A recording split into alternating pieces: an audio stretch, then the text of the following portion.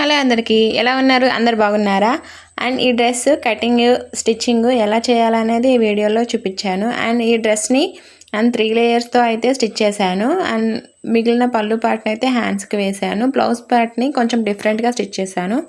And ఇది upload చేయడానికి కొంచెం టైం పట్టింది, బట్ ఓకే. అండ్ ఇది ఎలా కటింగ్ స్టిచ్చింగ్ చేశానని చూసేద్దాం.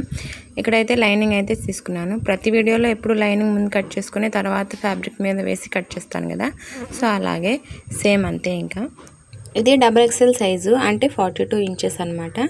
సో 42 ఇంచెస్ వరకు టేప్ని 4 మడతలు వేసుకొని లైనింగ్ మీద కొలుచుకొని 2 ఇంచులు ఎక్స్ట్రాగా ఖర్చు కోసం వదులుకొని కట్ చేసుకోవాలి. ఇక్కడ మనకి లెంత్ వచ్చి 15 ఇంచులే పెడతాను. ఇంకా షోల్డర్ లెంత్ వచ్చేసి 7 ఇంచెస్ పెట్టాను. అండ్ డౌన్ సైడ్ కూడా 7 ఇంచెస్ పెట్టి ఒక మార్క్ ఇచ్చుకొని ఒక డబ్బా షేప్లో గీసుకొని దాంట్లో రౌండ్ సర్కిల్ అయితే గీసుకున్నాను. ఇక్కడ కొంచెం ఫాస్ట్గా పెట్టేస్తాను అనమాట. చాలా వీడియోస్లో నేను ఈ XXLది ఎలా కటింగ్ చేసుకోవాలి, ఎన్ని ఇంచెస్ పెట్టుకోవాలనేది చూపించేశాను కాబట్టి. సో ఇక్కడ మనం షోల్డర్ లెంత్ వచ్చి 4 ఇంచెస్ పెట్టుకున్నాం. అక్కడ షోల్డర్ మనం ఎంత లెంత్ కావాలనేది మనకి చూసుకొని పెట్టుకోవచ్చు. ఎగ్జాక్ట్గా ఇంతే పెట్టుకోవాలని లేదు. లైనింగ్ని నీట్గా కట్ చేసేసుకున్న తర్వాత మనం మెయిన్ ఫ్యాబ్రిక్ ఉంటుంది కదా, మెయిన్ ఫ్యాబ్రిక్ మీద వేసి కట్ చేసుకోవాలి. ఇక్కడ నేను కొంచెం ప్యాచ్ వర్క్ అయితే చేస్తున్నాను, ఎందుకంటే శారీ 3 లేయర్స్కి సరిపోద్దో లేదో అని చిన్న డౌటు. సో ఇక్కడ మనకి మెయిన్ ఫ్యాబ్రిక్ అయితే సైడు కొంచెం ప్యాచెస్ పడతాయి, వేసుకుంటే సరిపోతుంది. కొంచెం సన్నగా ఉన్న వాళ్ళకైతే ఏముండదు, కొంచెం XXL కదా, కొంచెం ఖర్చు ఉండాలి వాళ్ళకి. అందుకని నేను ఖర్చు ఉండాలి కాబట్టి కొంచెం ప్యాచ్ వర్క్ అయితే అక్కడ చేయాలి. సో లైనింగ్ మీద మనం మెయిన్ ఫ్యాబ్రిక్ని కొంచెం ఎక్స్ట్రాగానే కట్ చేసుకోండి, ఎందుకంటే కుట్టుకున్న తర్వాత ఎక్కువ తక్కువ ఉంటే కట్ చేసేసుకోవచ్చు అనమాట. సో నేనైతే కొంచెం అటు ఇటుగా ఎక్కువనే కట్ చేసుకుంటాను. లైనింగ్కి మనం మెయిన్ ఫ్యాబ్రిక్ మీద వేసేటప్పుడు లైనింగ్ని మనం నెక్స్ ఉంటాయి కదా, నెక్ అయితే అసలు కట్ చేసుకోకూడదు మెయిన్ ఫ్యాబ్రిక్ మీద వేసి కట్ చేసేటప్పుడు. అప్పుడు కొంచెం అటు ఇటు అవుతుంది అనమాట. సో అలా కాకుండా నెక్స్ని కట్ చేసేసుకుండా నార్మల్గా కట్ చేసుకొని తర్వాత మెయిన్ ఫ్యాబ్రిక్ మీద వేసి కట్ చేసుకున్న తర్వాత నెక్ మనకి ఎంత లెంత్ కావాలనేది అప్పుడు కట్ చేసుకోండి, కరెక్ట్గా వస్తుంది అన్నమాట.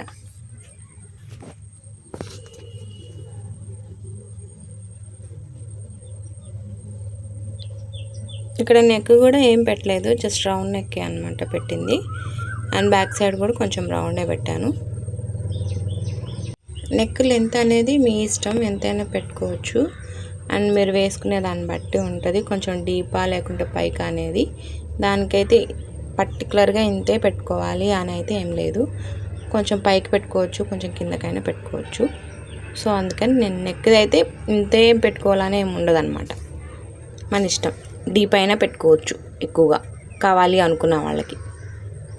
ఇక్కడైతే నేను నార్మల్గానే కట్ చేసేస్తున్నా, రౌండే, ఇంకా డిజైన్ ఏం పెట్టలేదు, రౌండ్ నెక్కే పెట్టేస్తాను, ఫ్రంట్ సైడ్ కానీ బ్యాక్ సైడ్ కానీ. ఇక్కడ మనం శారీలో మిగిలిన బ్లౌజ్ పీస్ ఉంది కదా, దాన్ని కోట్ మోడల్ లాగా అయితే స్టిచ్ చేశాను. దీన్ని ఎలా కట్ చేసుకోవాలనేది చూపిస్తాను. మనం ఫస్ట్ లైనింగ్ కట్ చేసేటప్పుడు షోల్డర్ లెంత్ 7 ఇంచెస్ అయితే పెట్టాం కదా, ఇక్కడ మనం ఎగ్జాక్ట్ షోల్డర్ అయితే 16 ఇంచెస్ ఉంది కదా, దాంట్లో హాఫ్ అనమాట, అంటే 8 ఇంచెస్. ఇప్పుడు లైనింగ్ పొడవే పెట్టుకుంటాం, కాకపోతే షోల్డర్ ఇక్కడ 7 ఇంచెస్ కదా మనం లైనింగ్కి పెట్టుకున్నాం. ఇక్కడ కోట్ వచ్చేసి మనం 16 ఇంచెస్ వచ్చింది కదా షోల్డర్ లెంత్, దాంట్లో హాఫ్ అనమాట, 8 ఇంచులు పెట్టుకుంటాను నేను. 8 ఇంచులు పెట్టుకొని డౌన్ సైడ్ కూడా సేమ్ 8 ఇంచులకే మార్క్ చేసుకొని, నేను వీడియోలో అయితే ఎలా అయితే చూపిస్తున్నానో సేమ్ అలాగే అనమాట. 8 ఇంచులకే మార్క్ చేసుకొని అక్కడికి ఒక డబ్బా షేప్ గీసుకొని సేమ్ ఇంకా అంతే హాఫ్ రౌండ్ గీసుకోండి, సరిపోతుంది. అది ఫస్ట్, ఇది బ్యాక్ సైడ్ పార్ట్ అనమాట నేను కట్ చేసేది, అర్థమైంది కదా. షోల్డర్ లెంత్, మనం షోల్డర్ లెంత్ ఎంత ఉందో కొలుచుకొని ఆ పర్సన్ బాడీది 16 ఇంచెస్ ఉంది కాబట్టి 16లో 8 చేసుకున్నాను అనమాట. 8 చేసుకొని కట్ చేసుకున్నాను. అని అక్కడ 4 ఇంచెస్ పెట్టుకున్నాను బ్యాక్ నెక్ సైడ్ కట్టింగ్కి. 4 ఇంచెస్కి హాఫ్ ఇంచ్ పోన 3.5 ఇంచెస్ ఉంటుంది. సో అక్కడ కూడా ఒక చిన్న డబ్బా షేప్ గీసుకొని సేమ్ అంతే హాఫ్ రౌండ్ గీసేసుకుంటే వచ్చేస్తుంది రౌండ్.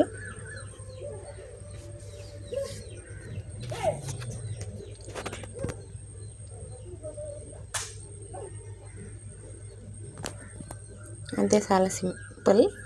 ఏం పెద్ద ప్రాసెస్ ఏం ఉండదు. కాకపోతే కోట్ కట్ చేసుకునేటప్పుడు ఏంటంటే మనం ఎగ్జాక్ట్ షోల్డర్ లెంత్ని కొలుచుకొని దాంట్లో ఆఫ్ పెట్టుకుంటే సరిపోతుంది అనమాట. ఇంకా డౌన్ సైడ్ కూడా సేమ్ కట్ చేసుకోవాలి. ఇక్కడ ఉన్న ఇక బ్యాక్ సైడ్ పార్ట్ని అయితే కట్ చేశాను కదా, ఫ్రంట్కి వచ్చేసి కొంచెం క్రాస్ వేసాను. ఎందుకంటే మనం ఇట్లా కట్టుకోవటానికి అయితే పెట్టాం కదా, సో అలా రావాలని. దాన్ని సమోసా లాగా అనమాట, ఉన్న పీస్ని మొత్తం సమోసా లాగా వేసి ఈ బ్యాక్ సైడ్ పార్ట్ని అయితే కట్ చేసుకున్నాను కదా, సేమ్ అంతే దాని మీద వేసి కట్ చేసుకున్నాను. అండ్ ఫ్రంట్ సైడ్ మనం ఇట్లా కట్టుకోవటానికి ఇచ్చాను కదా, అక్కడ సరిపోకపోతే వేరే పీస్ అయితే జాయింట్ చేసేసాను. అండ్ మీకు సరిపోతే ఓకే, లేదంటే జాయింట్ చేసేసుకుంటే సరిపోతుంది.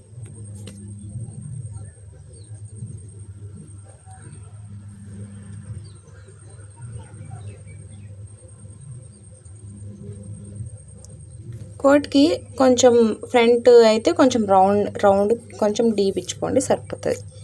ఎగ్జాక్ట్గా మన డ్రెస్కి పెడతాం కదా అంత నెక్ కాకుండా దాని మీద కొంచెం కిందకి కట్ చేసుకొని క్రాస్గా కట్ చేసేసుకోవాలి.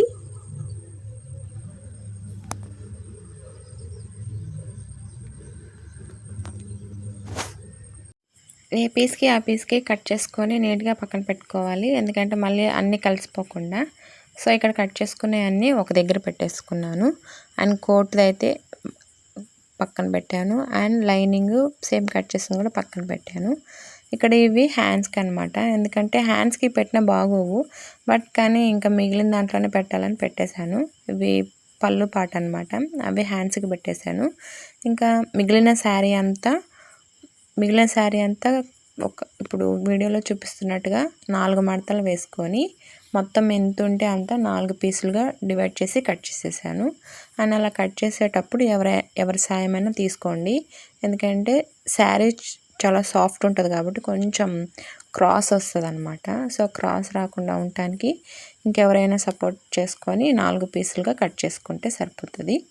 అండ్ ఇక్కడ మా పిన్ని ఉంది ఆల్రెడీ, నేను షాప్ దగ్గర అనమాట ఈ కటింగ్ అంతా. ఎందుకంటే జిగ్జాగ్ మిషన్ షాప్లో ఉంది, ఇంటి దగ్గర ఉండదు. ఇంటి దగ్గర నార్మల్ది ఉంటుంది అనమాట. ఇంటి దగ్గర నేను నార్మల్గా ఇంటి వీడియోస్ తీయటానికి స్టిచ్ చేసుకోవటానికి ఒక మిషన్ ఉంటుంది. మ్యాక్సిమం నేను షాప్ దగ్గరే ఉంటా. అండ్ ఇక్కడ మా పిన్ని హెల్ప్ తీసుకొని 4 పీసులని క్రాస్ లేకుండా కట్ చేసుకున్నాను. అలా నీట్గా కట్ చేసేసుకోవాలి, క్రాస్ అయితే లేకుండా. ఇక్కడైతే మొత్తం కట్ చేశాను 4 పీసులుగా, అంటే శారీ ఎంత ఉందో అంత మొత్తం 4 కట్ చేసేసాను అనమాట. సో ఇక్కడ 3 లేయర్స్కి మనకి ఎంత పట్టిద్ది అనే దాన్ని బట్టి స్టిచ్ చేసుకుంటే సరిపోతుంది. ఇక్కడ ఫస్ట్ అయితే కోట్ కట్ చేసుకున్నాను కదా మనం డ్రెస్ పైన వేసుకోవటానికి, సో దాన్ని అయితే ఇక్కడ స్టిచ్ చేస్తున్నాను. ఇక్కడ ఇది నార్మల్గా మనకి లైనింగ్ ఏం లేదు, జస్ట్ ఫ్యాబ్రిక్ తోటి ఒరిజినల్ ఫ్యాబ్రిక్ని మనం 2 ఫోల్డ్ చేసి స్టిచ్ చేసేసుకుంటే సరిపోతుంది. ఇంకా దీనికి లైనింగ్ ఏం అవసరం లేదు, నార్మల్గా వేసుకోవటమే అనమాట. సో ఇక్కడ నేను ఎలా స్టిచ్ చేస్తాను అనేది చూడండి, మీకు అర్థమైపోద్ది. ఇక్కడ బ్యాక్ సైడ్ పార్ట్ని అయితే మడత వేసి స్టిచ్ చేశాను. అండ్ ఫ్రంట్ దాన్ని కూడా వేసి షోల్డర్ ఉంటుంది కదా, షోల్డర్ అయితే ఇక్కడ జాయింట్ చేసేస్తున్నాను. అండ్ ఇక్కడ క్రాస్ పీస్గా మనం ఇట్లా కట్టుకోవటానికి అయితే నేను చేశాను కదా, అక్కడ కొంచెం పీస్ పడిద్ది, దాన్ని వేరే పీస్ కూడా వేసి జాయింట్ చేసి మళ్ళీ క్రాస్గా కట్ చేసుకొని దాన్ని ఇప్పుడు ఎలా అయితే 2 సార్లు తిప్పి మడత వేసి స్టిచ్ వేస్తున్నాను. సో ఇంకంతా అన్ని చోట్ల అలాగే స్టిచ్ వేసేసుకుంటే సరిపోతుంది. ఇంకా సైడ్ జాయింట్ వచ్చేసి మన మెజర్మెంట్ ప్రకారం, ఏ మెజర్మెంట్ ప్రకారం అయితే మనం కటింగ్ చేసుకున్నామో ఆ మెజర్మెంట్ ప్రకారం స్టిచ్ వేసేసుకుంటే సరిపోతుంది, అంతే, ఇంకేం లేదు. కోట్ చాలా సింపుల్ అసలు.